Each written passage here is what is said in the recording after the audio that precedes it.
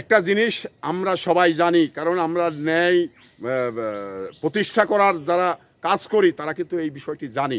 কারণ শত মানে চাপ সৃষ্টি করেও একটি মানুষ যদি সে সততা ধরে রাখতে চায়, অসৎ মনে না করেন, তাহলে কিন্তু তাক দিয়ে অসৎ কিছু বলাতে পারবেন না, তাক দিয়ে কখনো মিথ্যা কথা বলাতে পারবেন না। কারণ দুনিয়ার জিন্দেগির ক্ষেত্রে আখেরাতের জিন্দেগিতে একটি মানুষ মানে অনন্তকাল সময় ধরে থাকতে হবে।